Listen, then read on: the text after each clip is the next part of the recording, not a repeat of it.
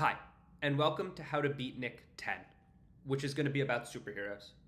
This is like a pretty niche Nick case topic, but I think he's likely to bust it out, especially against people he believes are vulnerable to cases about superheroes.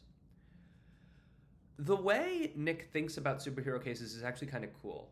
He doesn't really set anything traditional within the sphere. He comes up with these really unique ideas and just points out something that very often Marvel or DC has done to create plot. It's like a really stupid idea that the writers had, but they were like, hey, this will make a good story, it'll make a good plot, let's fucking do it. A couple examples of this are Lex Luthor, right? Like, why does Lex Luthor break the law? I kind of like don't know, but I know that it makes a good plot, so I get why the DC writers make him break the law. Why does the Suicide Squad exist? Oh, fucking no. But on the other hand, it makes for good stories, so they exist. You have the unenviable task of trying to explain why seemingly rational actors make bad decisions for the sake of more melodramatic conflict within universe.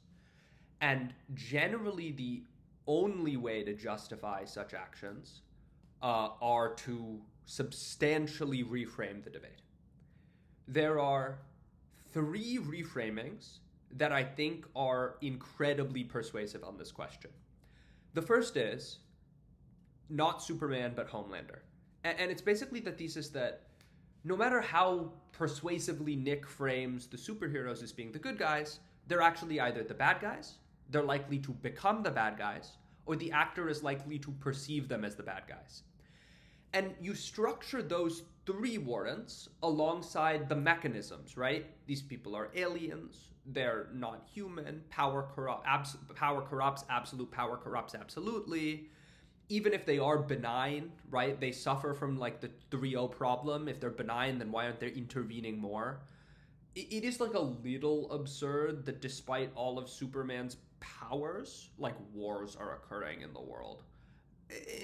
Right? Like it's just a little suspicious. And then 5, like, is just the risk aversion analysis, which is that if Superman is this powerful, then he is kind of like an existential threat to the human race. But clearly he's not an existential benefit to the human race because we haven't achieved utopia yet.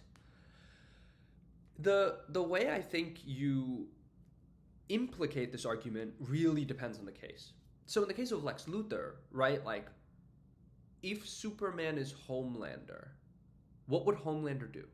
Because remember, Vought, right, they control the government. Superman's pretty smart. He's not stupid. Why is it that he doesn't control the government? He probably does, right? So now all of a sudden, the justification for breaking laws becomes a lot more salient.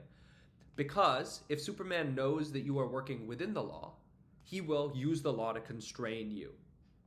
And notably, it's worth pointing out, if you break the law, Superman will obviously call the law down on you. But now at least you have the machines of war to fight Superman, right? Or potentially to expose how he has corrupted the government and get others to join your cause. This concedes the argument that if you break the law, the police will arrest you. Because it's probably true. And you want to shift the debate away from the debate Nick wants to have and the debate AR is expecting to have, and toward another debate, one that you could potentially win with adequate reframing. The second way to think about this is very often these cases are actor analysis. And this isn't true of Suicide Squad, but it's true of Lex Luthor. Rationalism is not the primary mechanism by which actors make decisions. We're just like constrained by our own egos, our own biases, and more importantly, like we just don't have the time and the energy to properly think through everything. So the way we make decisions is through a mechanism called evolving valuation.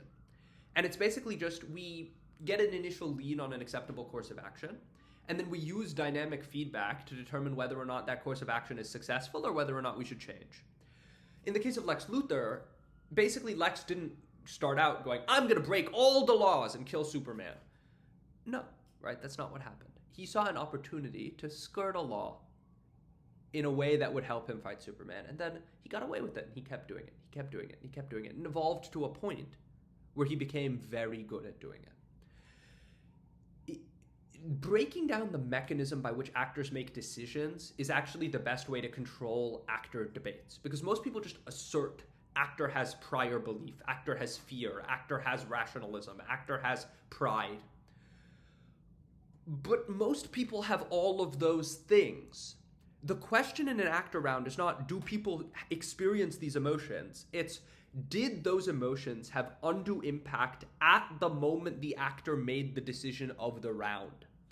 And thus explaining the psychoanalytic process by which actors make decisions allows you to do the implicit weighing between the different emotions they would likely feel at different points during their lives. And so you need to frame Lex Luthor's descent into criminality, and you need to explain why at every step it was perfectly within character for him to do so, even if the end journey was not rational.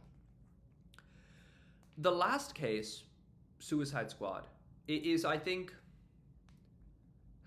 honestly, Suicide Squad is pretty tight.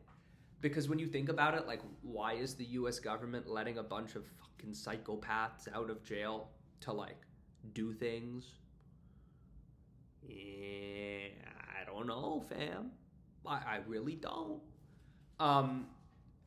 But the way you probably want to frame this is you want to shift the debate, right? Either these people are,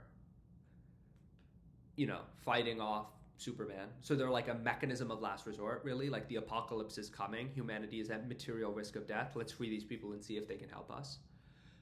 And you can give probabilistic warrants for why the US government would not use these people unless it was a last resort. Or you go the other way and you say, look, these people are fucking powerless, right? Like, this is just a work study release program for the Joker, who has no powers. Oh, like, fuck, what's the fuck is Captain Boomerang gonna do, guys? Like, give him a job, let him rehabilitate into society. This second op, by the way, is like fucking nuts, and it'll blow Nick's mind. If you make the probabilistic arguments for why only low-powered superheroes will be allowed to be on the Suicide Squad, and you frame the debate really heavily as a question of this is just like a rehabilitation program, you could probably get away with it. It will require an entire LOC and like real commitment to the bit. But if you really do commit to the bit, judges are very likely to at least take it somewhat seriously. And if they do, you'll probably win.